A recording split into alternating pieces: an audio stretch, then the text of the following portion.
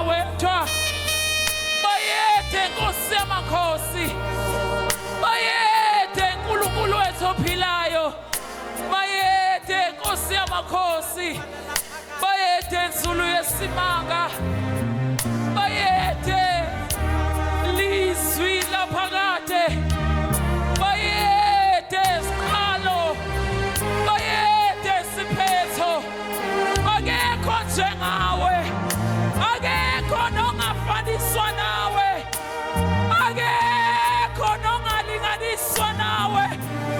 Uphakeme. Uphakeme. Uphakeme. Uphakeme. Siyabonga Nkosi yamakhosi. Uphakeme wena wedwa. Ubuhele wena wedwa. Take all the glory, Lord, in the name of Jesus. Hallelujah.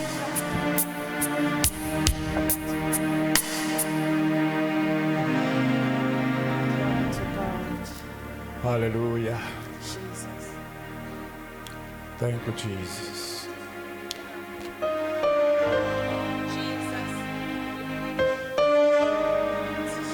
Thank you, Lord. Thank you, Jesus. Thank you, Holy Spirit. Lord, we give you a praise. We give you all the glory, Lord. Give you all the glory, Lord.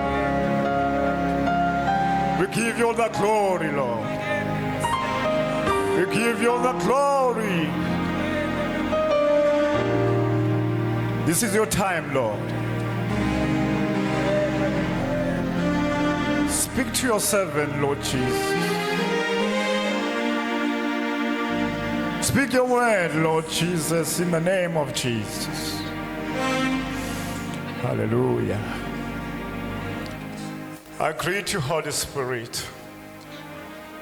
I greet you, Lord. I greet you, Holy Spirit. I greet you. I greet you, Holy Spirit, in your presence. I greet you, Holy Spirit. I greet you.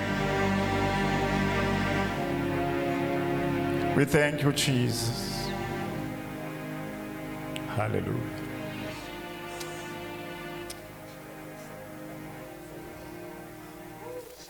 Hallelujah. Segu tambama seli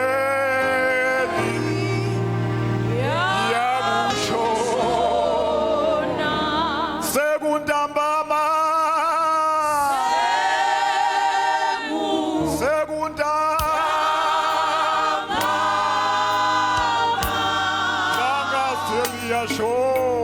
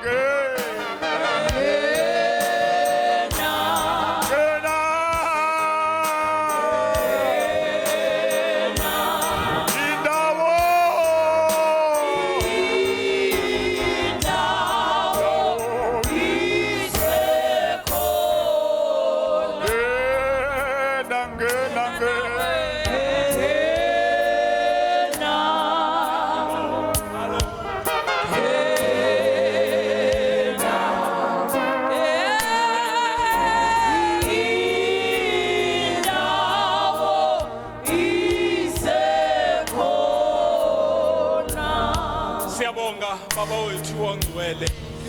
Sibonga uNkulunkulu ongcwele ukuthi izwi lakho aliphuthi.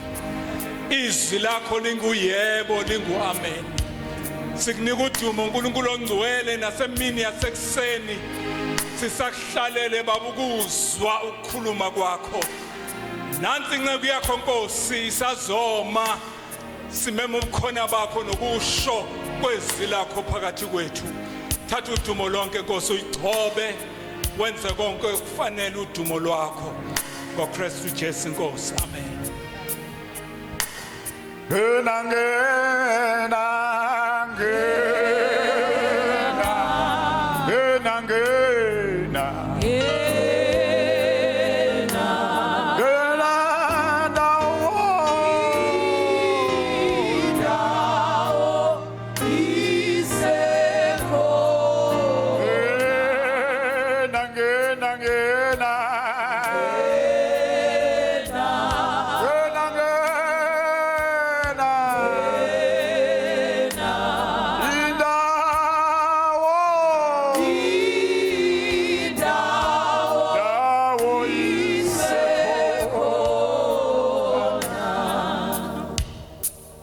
Hallelujah. Angibingelele bazalwane. Moya ingcwele phakathi kwethu. Hallelujah.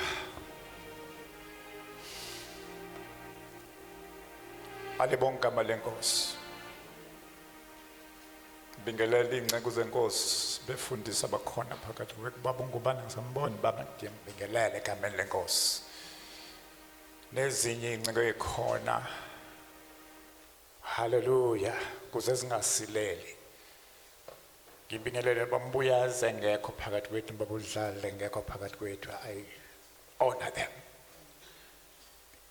Ngibingelele umama ubaba insizwa zonke youth yonke abashayi beinsimbi worship team Sunday school abasifakashele all protocol observed egameni lenkosi. Hallelujah.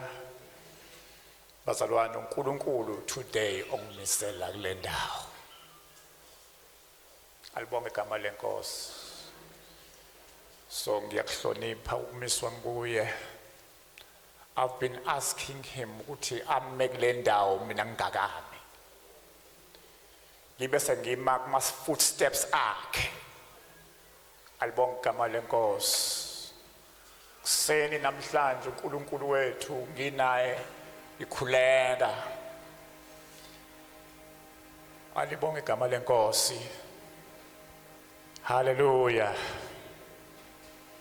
Uzibonakalisile wathi unami. Alibonge igama lenkosi. Hallelujah. Wa confirm ne message yanamhlanje. Bazalwane ngizofunda izwi lenkosi. Hallelujah. Amen. Incwadi yethu esizoyifunda soqala ngayo nje before siye encwadini okuyiyona engizokhuluma ngayo. Hallelujah. Ngizoyifunda nje lapha isingeniso salendaba.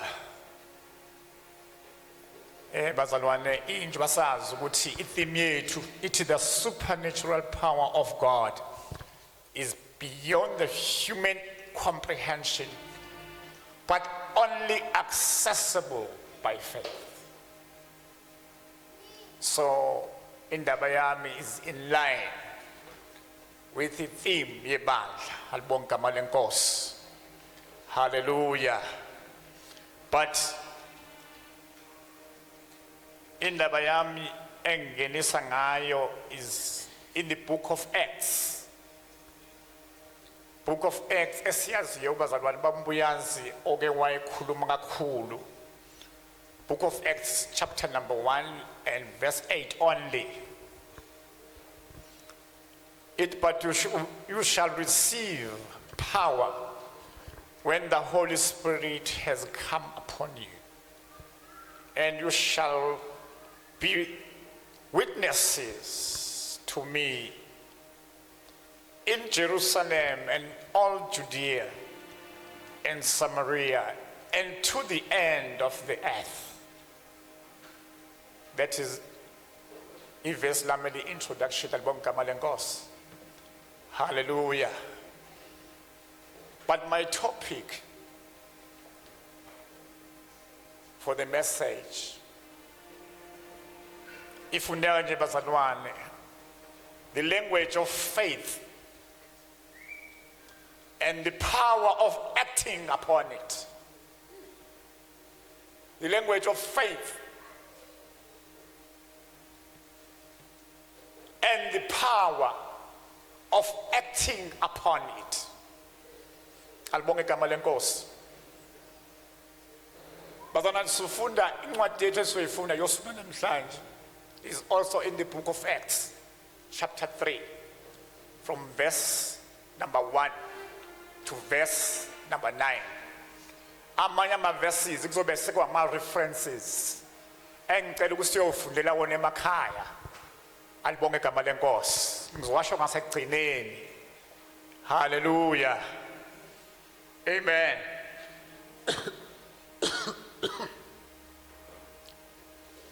Amen.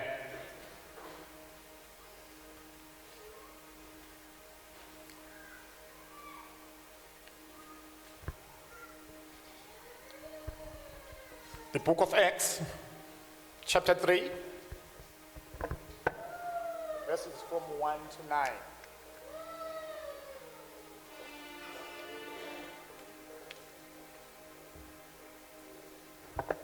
Segu tabama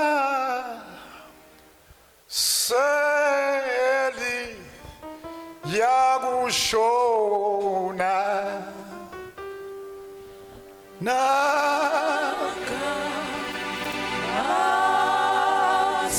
tunzi ase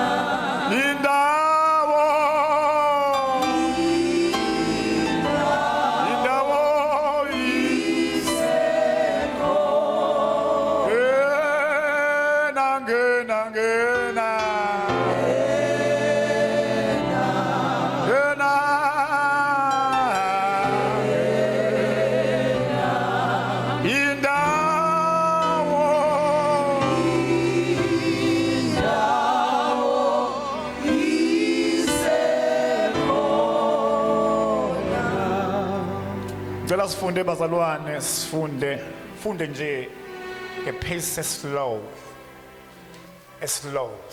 pace. Alibonge igama lenkosi from verse number 1 to verse number 9.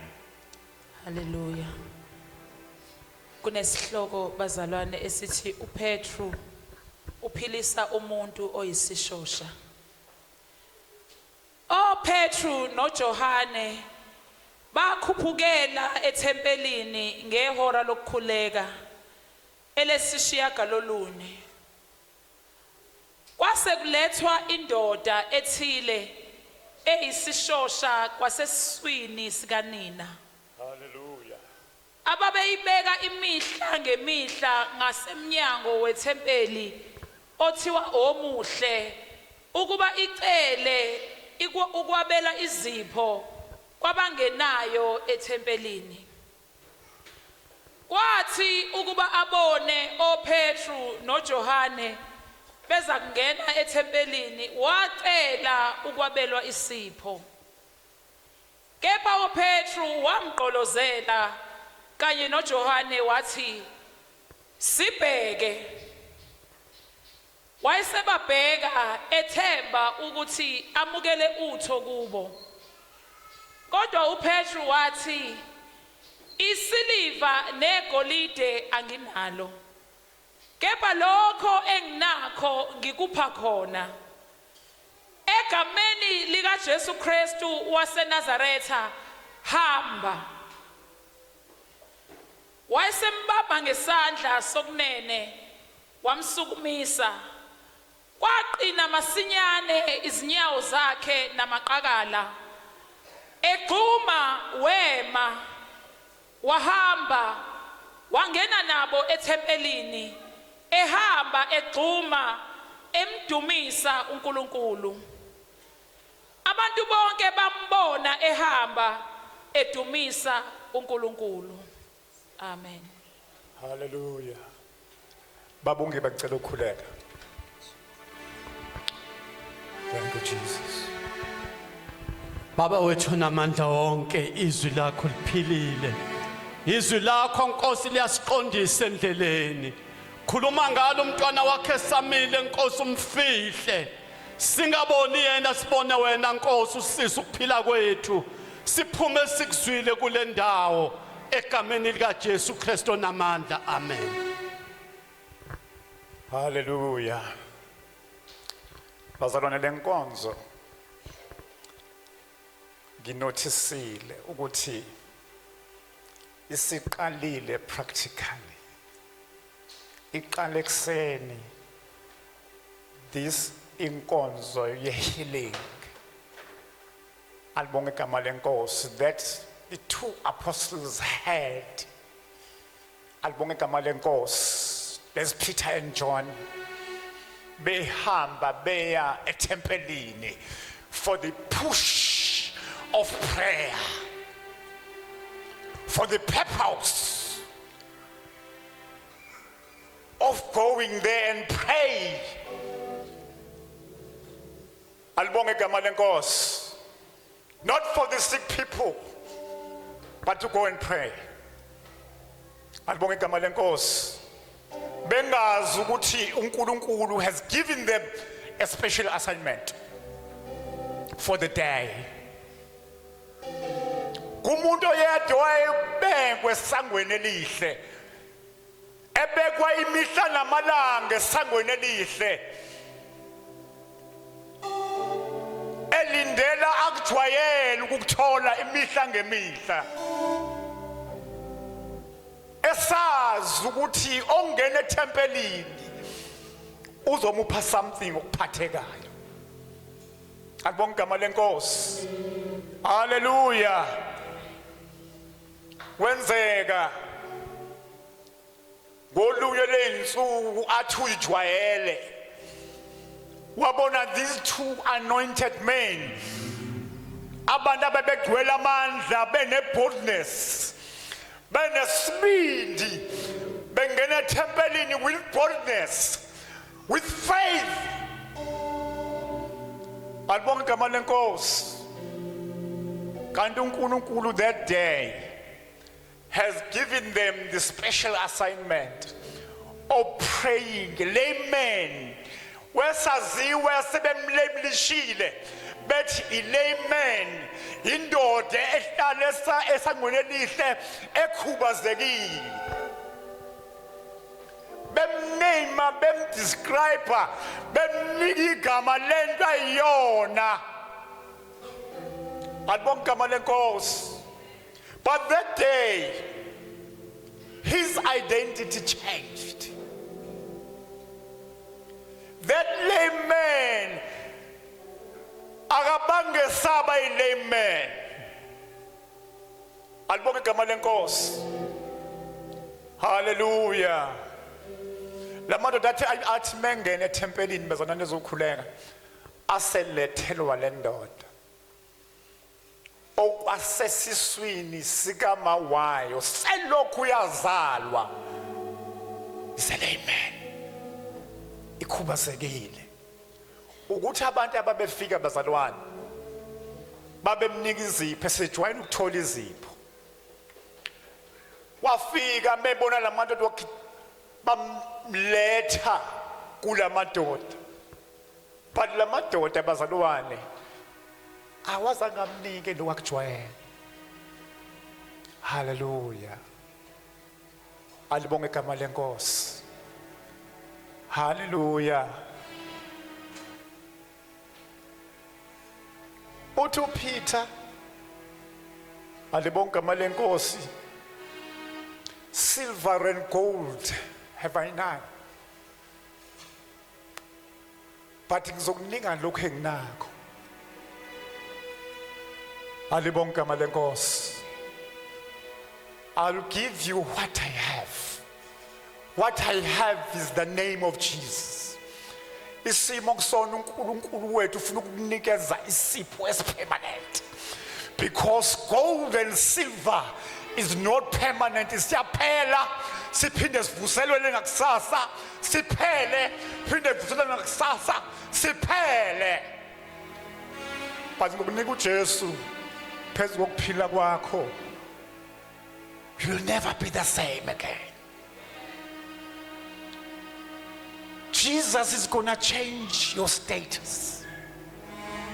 He's going to change your life. Money didn't change your life. But you didn't change. But what I have the name of Jesus. Alibonge igama lenkosi. But when I see where this lame man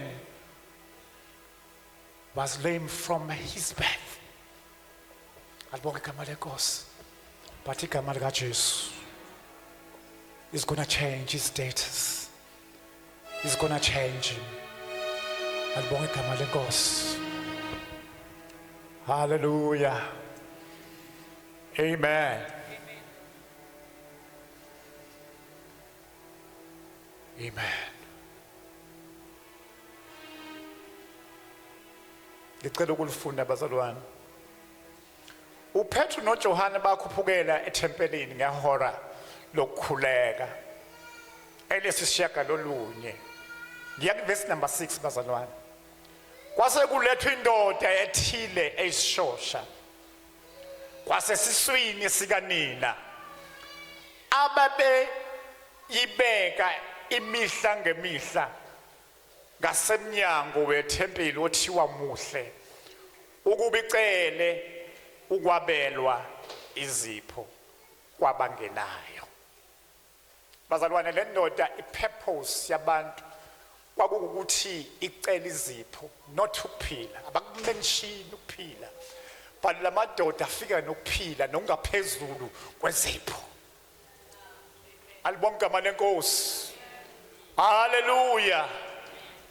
Bayibeka ngasemnyango, the purpose was ukucela izipho. But iBhayibheli lesingisi alikho specific, lesizulu aliso specific ukuthi siphozini, but elesingisi lithi imali. Alibonke igama lenkosi. Now uhlobo lwesipho. Hallelujah. But kunezinto zayo ipurpose sokubabeka ngasemnyango ukubicela izipho. But these two men afika azoshintsha because izipho zazingayishintsha impilo yakhe. Bona bafika nokushintsha his identity, his challenge. Azoshintsha even the name ayesebizwa ngayo yokuthi lame man. They are here to remove all those names, labels, negative ones. Bazomnika ukuphila physically. Bazomnika ukuphila. Alibonke igama lenkosi. Special assignment that was given to them. Ngiyabona sakuphela ngisho umsebenzi wamadoda ababemthatha bemqukula awusezuba khona lo msebenzi. Sakuphela ngisho umbono wezipho ababembekela wona eminyango kuzongena ethempelini amuphi izipho. Washintsha konke.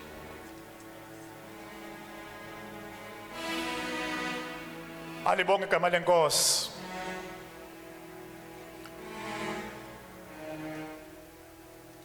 wathi ukuba abone verse number 3 uPetru noJohane beza kungena ethempelini wacela as usual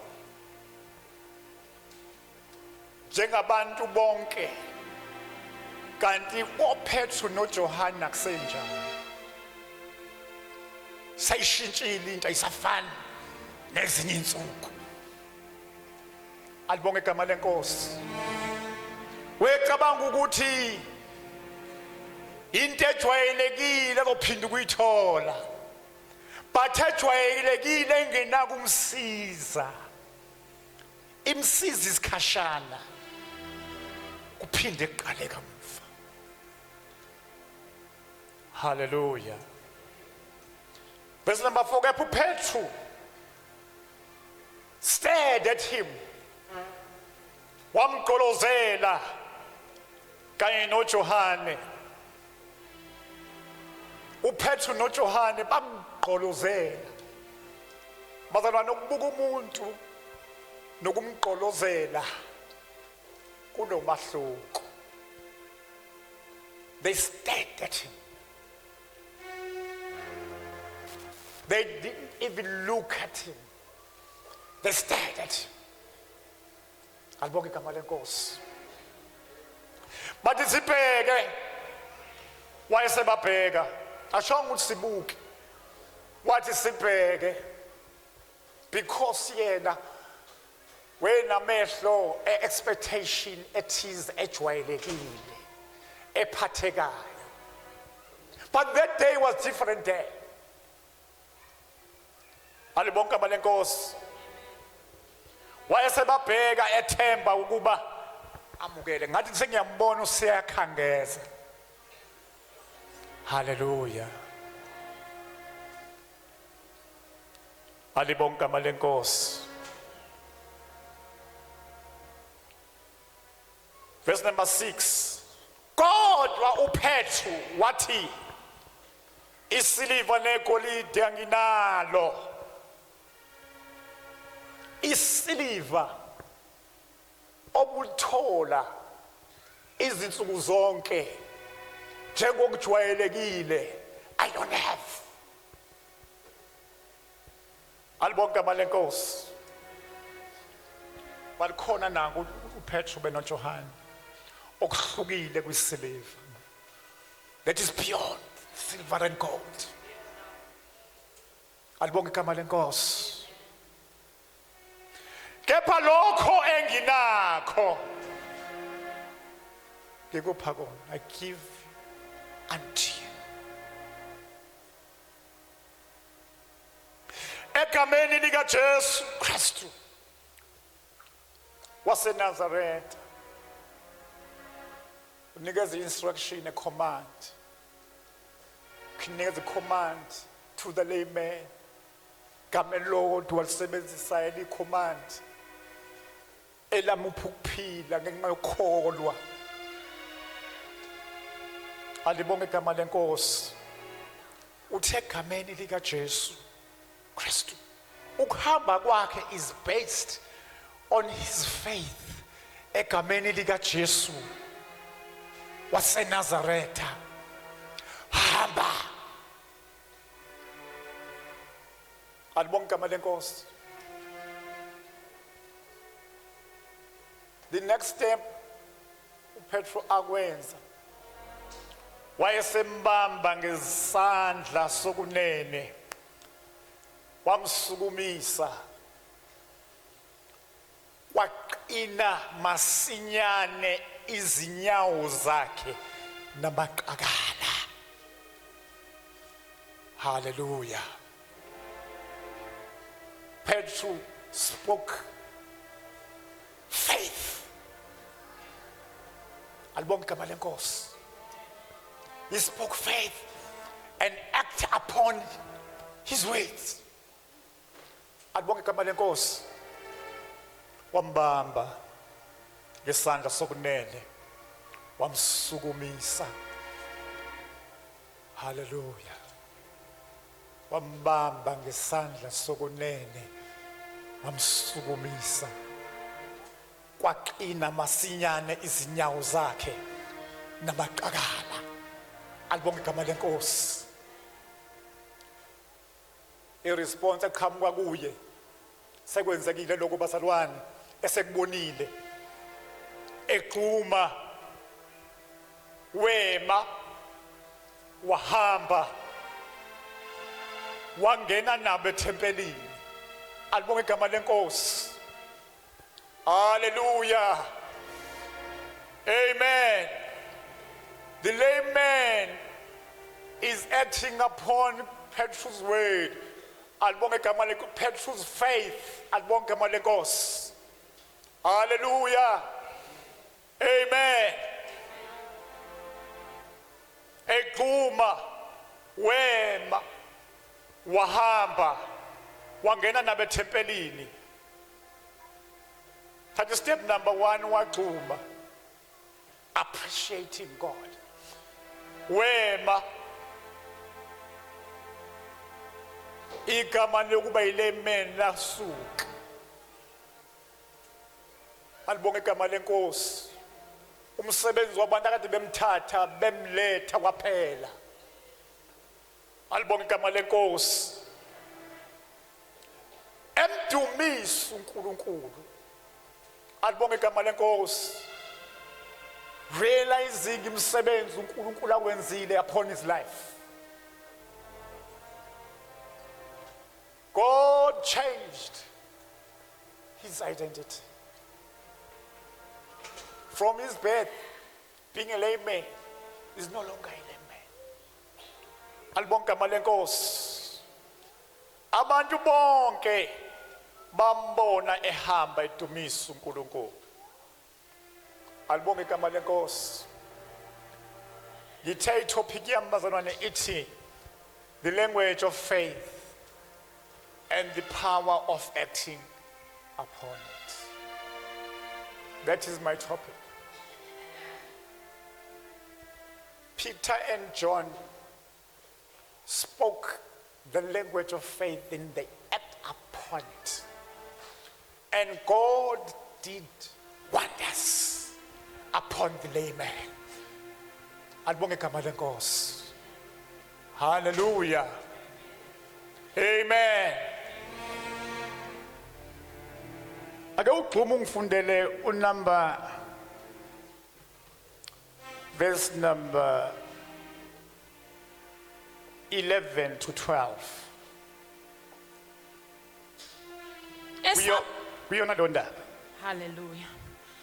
Esabambelele koPetru noJohane bonke abantu bagijimela kubo emphemeni othiwa okaSolomoni besaba kakhulu.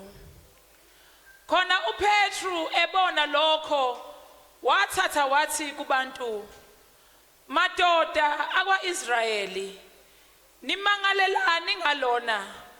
Nisiqolozelelani ngokungathi simenze ukuba ahambe ngawethu amandla nangokwethu ukukholwa na? Hallelujah. uPetru ebona lokhu bazalwane babona abantu sengathethi yiba benze lokho. Now he brought the understanding yokuthi it's not them but it's God himself. Akusibo labantu abababonayo but it's the one that is not seen. Labo ombona ngezenzo, ombona ngamandla akhe. It's not them. Udumo lingezi kubo. Dumo must go to God. Alibonge igama lenkosi. Because he's the owner of what has happened. Alibonge igama lenkosi. Akusithina esikwenzile lokhu. Alibonge igama lenkosi. Hallelujah. Khona uPetru ebona lokhu wathatha wathi kubantu madoda kwaIsrayeli, nimangalelani ngalona? Nisiqolozelelani ngokungathi simenze ukuba ahambe ngawethu amandla nangokwethu ukukholwa? Alibonge igama lenkosi. Hallelujah. Alibonge igama lenkosi. The supernatural power of God is beyond human comprehension, but only accessible by faith. Alibonge igama lenkosi. Awungezeki umuntu kuyenzeka kuye. Alibonge igama lenkosi. Hallelujah. Alibonge igama lenkosi. uNkulunkulu wethu. Hallelujah. Can change into noma ngaze kuthiwa wazalanwayo. God is able. Alibonge igama lenkosi. Noma ngaze ngube yini uzuba ne-excuse yokuthi cha lokhu ngazalonanga, but God has power over it. Hallelujah. God can change it no matter what, irrespective of any excuse that you can have. uNkulunkulu wethu akabanjwa ngama-excuses. Our God go beyond the excuses. Our God go beyond the reasons. Hallelujah. Ilayman bazalwane yathola eyangingakulindelanga. Yayingakubalanga even kuma expectations ayo. Ayikubalanga ukuthi inkosi ngicela ukuphila nakulabantu abangena ethempelini. Yayicela kuphela izipho.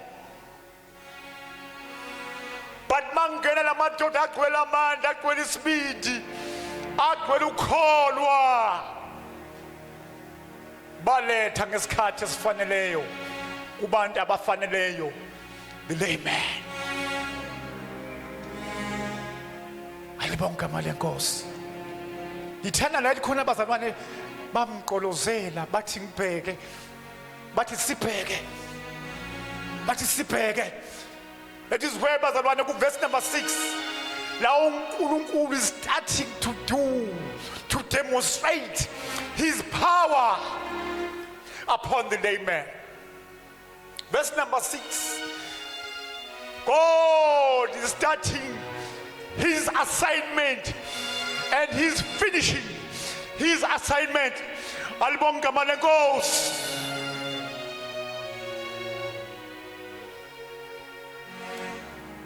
God is where, when he was changing the status of a layman, amadoda amabili egcwele amandla, full of supernatural power, anesibindi neboldness athi kuyongibheka. Indoda nkosi yami ibheke with expectations okutholayo ekujwayelekile. Alibonge igama lenkosi. But uPetru noJohane bekhuluma begcwele amandla, begcwele ukukholwa, bathi silver and gold have I none. Silver negolide nalo. What do they have? What do they have? What do they have? They have faith. They have Jesus. They have Jesus. They don't have silver and gold because it's not going to happen. It's helping him temporarily. But Jesus is going to help him permanently. The name of Jesus is changing his status so that he'll be able to get his money that he was begging. Any kind of help that he was getting from the other people who were in the temple. Akumsizanga. Kwakumenza ukuthi njalo abuyele etempelini. Kumile amen. Abamnikezanga lokhu okufanele angakwazi yena ukudinga. Alibonge igama lenkosi. Hallelujah. He got healing. He got healing. Alibonge igama lenkosi. Oh Peter, not John, but silver and gold have I none. But what I have is the name of Jesus. Alibonge igama lenkosi. Be healed. Be healed. Be healed. Be healed. Wambamba bazalwane ngesandla sokunene. Ngabe ngiyayidemonstrate lento bazalwane. Wambamba ngesandla sokunene. Asidemonstrate faithfully ngokholwa. Nange mbamba ngesandla. Nange sukuma kuqina imsipha masishane. Hallelujah. The first action he did. Ngicela ungiphe wenzani okwesibili oqala. The first action he did after Petrus embambe ngesandla. Verse number 6. Wamsukumisa.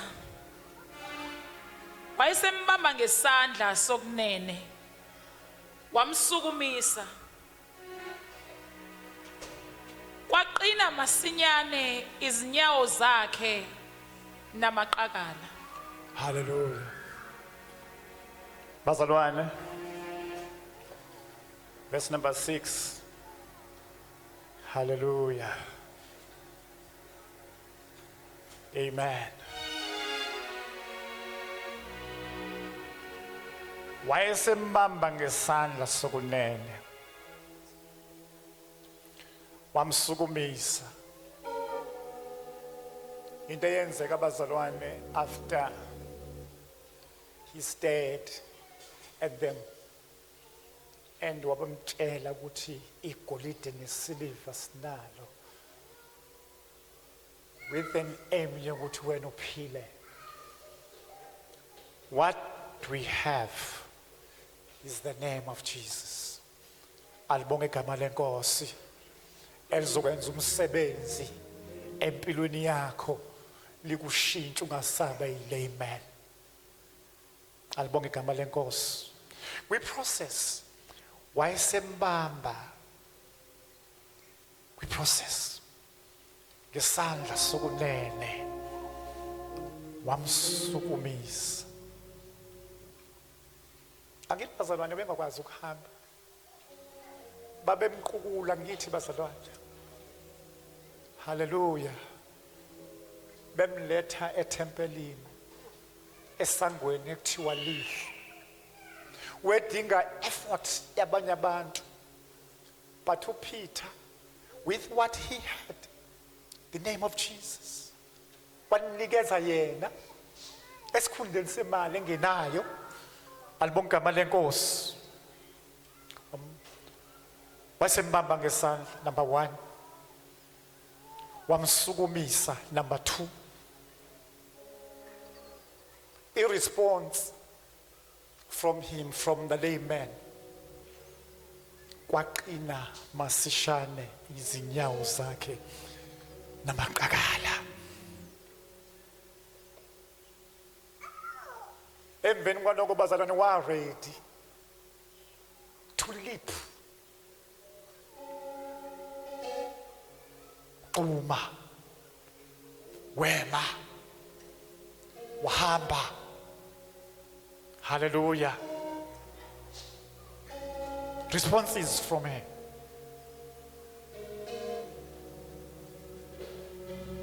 Waqina masinyane izinyawo zakhe namaqakala.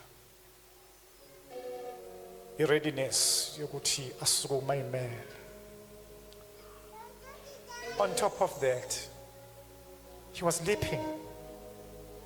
Wema, wahamba, wangena nabo etempelini, ehamba equma, emdumisa uNkulunkulu for changing his status. Alibonge igama lenkosi. Abantu bonke bamangala bazibuza ukuthi Was that lame man akade bekwa ngasesangweni elihle? Alibonge igama lenkosi. Bambone seyingxenye sedumisa uNkulunkulu nabapostoli. Alibonge igama lenkosi. Hallelujah. Amen. uPetru ngokubona ukuthi uzolingeka thatha udumo ngesilono lwakhe wadinga yochaza kubantu abadidekile ababonile kodwa manje bafuna ukuthatha this into kaNkulunkulu bayinike bona. uPetru stood up and explained ukuthi akusithina madoda abazalwane uNkulunkulu wenze lokhu. Hallelujah. Even your life noma usuthi ngekushintshe lokhu osukujwayele kwenzeka usulahle ithemba ukuthi ngekushintshe lokhu sekuyinto ansuku zonke. It's my routine okwenzeka ngayo njalo. Hallelujah. Hallelujah. Take it to God. Alibonge igama lenkosi. Tshela the one who has supernatural power, who can change it. No matter how can you explain it, no matter the reasons you have, but God go beyond. Our God goes beyond your reasons, your explanation. His aim is to heal you. Alibonge igama lenkosi. His aim noma ngathi sekukudala lento nginayo, but God can heal you completely with the tool of faith that you have. God can do it, can do it, can do it, can do it. With the tool you have, with Jesus you have. Silver and gold is not enough. Silver and gold can do you nothing. But the name of Jesus can do something, can change you. Alibonge igama lenkosi. No matter who can have it all, okuphathekayo. Without Jesus, kuphelele. Jesus can heal you. No matter how much you can spend with the specialist, but Jesus is the great specialist. Alibonge igama lenkosi. Money cannot heal you. Hallelujah. There's a man of Calvary who can change it all. Alibonge igama lenkosi. Hallelujah. Alibonge igama lenkosi. Amen. Give it to him all. Uthi Jesu nakho. Gibe nangu isikhathi eside. Unikeza ama references uthi sengile lapha nalapha nalapha. But angisiza nani. But the name of Jesus can heal you completely. Come to Jesus. Come to Jesus. Come to Jesus. Come to Jesus. Come to Jesus. Jesus can do it all. Come to him. Come to him. Come to him. He's a man of all. He's a man who changed the lame man from his birth. Hallelujah. Come to him. Come to him. Come to him. Supernatural power of God is beyond the human understanding, but only accessible by faith. Come with your faith. Come with your faith. Come with your faith. Come with your faith to access this supernatural power. Come to Jesus with your faith. to access his things. Alibonga igama lenkosi. Because the people who was trying to help the layman was not helped. Wefana naizolo. But uNkulunkulu nge-assignment ayinike uPeter noJohn. Alibonga igama lenkosi. Akafananga naizolo. Fananga njengoba kade bemnika imali, wabuyile emuva bamthwala. Waphinda ngakusasa kwabuya. Encike kokwabo ukuthwalwa ngubo yibo. But ekufikeni kwaJohn noPetru, alibonga igama lenkosi, wamshintsha. Wakwazi ukuzenzela izinto. Alibonga igama lenkosi. Hallelujah. uNkulunkulu nguyizolo namuhla naphakade. Umile uThixo ungashintshi. Hallelujah. Amen.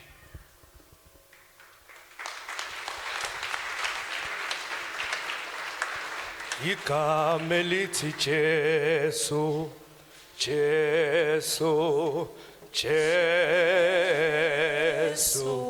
Igama, igama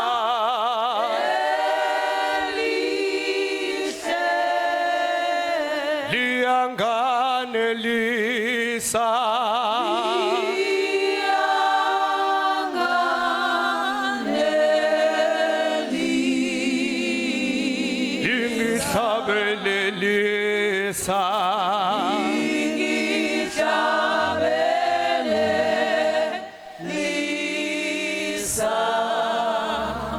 Igama elithi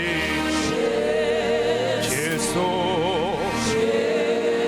Jesu. Igama, igama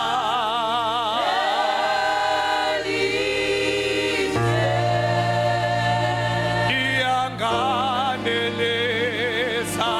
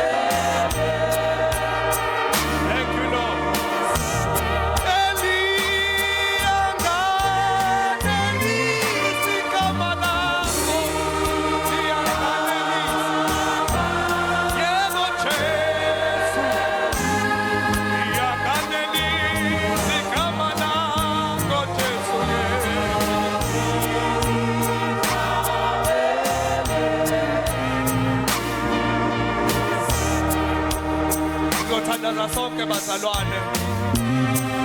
Uthi uPetru sibheke. Uthi isiliva negolide anginalo. But what I have, I give you. Uthi in the name of Jesus Christ of Nazareth. Ngoba mayebiza leli gama akabizi umongameli wezwe thizeni. Akabizi indoda ehlonishwayo. Akabizi inyanga zasemhlabeni. Akabizi ngisho izangoma. Kodwa ubizi igama lenkosi yamakhosi. I don't know what you are facing. I don't know how impossible your situation may seem. Kungaba isimo bhekene nasekhaya. Kungaba isimo bhekene nasemsebenzini. Kungaba isimo bhekene nasebhizinisini. Kungaba isimo bhekene naso kwiprofession yakho. Kungaba isimo bhekene nasemphakathini. Kungaba isimo bhekene naso kuma-in-laws. Kungaba isimo bhekene nasemshadweni. But God is able. uNkulunkulu wenza umuntu engakwazi ukuhamba. Just by one word wasukuma wahamba. Bese yini leso simo bhekene naso. Engathi singalibiza leli gama. In your situation, I want you to open your mouth and call up the name of Jesus. In your situation, I don't know your situation, but Jesus has the power to change your situation. Manje isimo sendoda eyayingakwazi ukuhamba angashintsha nesakho. Mayashintsha isimo sendoda eyayigula for 38 years angashintsha nesakho. Mayashintsha isimo somama owayenomapho for 12 years angashintsha nesakho. Let's open our mouth. Let's call the name of Jesus upon your situation. Upon your situation. In the name of Jesus. In the name of Jesus. I call upon your name, Father. Kulesiya simo saloya mama. Ngegama lika Jesu Kristu waseNazaretha. Whatever it is that she is facing. Oh Father, you are able. Oh God, you are able. Siyabonga Baba. Ukuthi no akade ngasebenzi. Ngegama lika Jesu Kristu waseNazaretha. Usuyasebenza ngegama lika Jesu. Wena okade ungasebenzi. Usuyasebenza ngegama lika Jesu Kristu waseNazaretha. Wena obunenkinga emshadweni. You are on the verge of a divorce. I speak the name of Jesus. Ngegama lika Jesu Kristu waseNazaretha. I speak the name of Jesus. I speak unity. Ngegama lika Jesu Kristu waseNazaretha.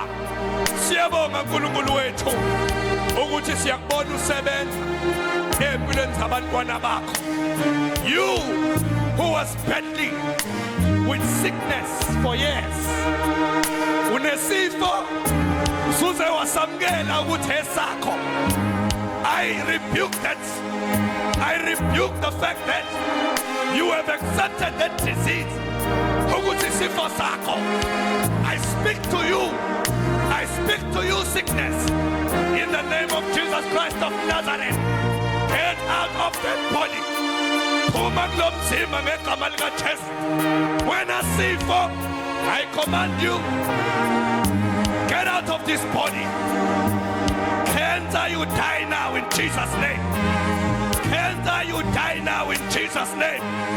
Cancer, you die now in Jesus' name. I uproot you, anxiety. I speak to you, anxiety.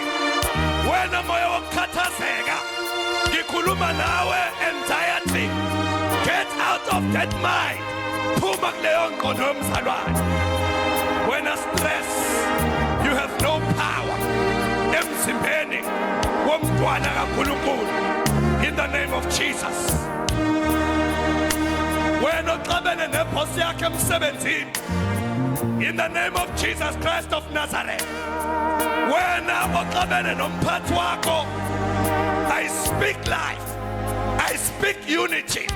I speak reconciliation in the name of Jesus Christ of Nazareth. There shall be peace between you and your employer. There shall be peace between you and your employees in the name of Jesus Christ. Father, thank you. Akekho umuntu ongakhuluma ngalendlela ngaphandle kwakho. Wena kuphela uNkulunkulu wethu who can speak in this manner. Help us to believe you at your word. In the name of our Lord and Savior Jesus Christ. Shelenu Jesu izandla ezinkulu. Shelenu Jesu izandla ezinkulu. Praise the name of the Lord. Whatever battle that you were facing, singahlala phansi. Whatever battle that you were facing, noma ngakuthiwa isiphi isimo, uNkulunkulu usesilungisile. Just believe that. Just believe that. uNkulunkulu usesilungisile ngegama likaJesu. Praise the Lord. Praise the Lord. Siyabonga kakhulu. Sishayelele uNkulunkulu izandla sibonge kwinceku yakhe ubaba umkhulisi egameni likaJesu.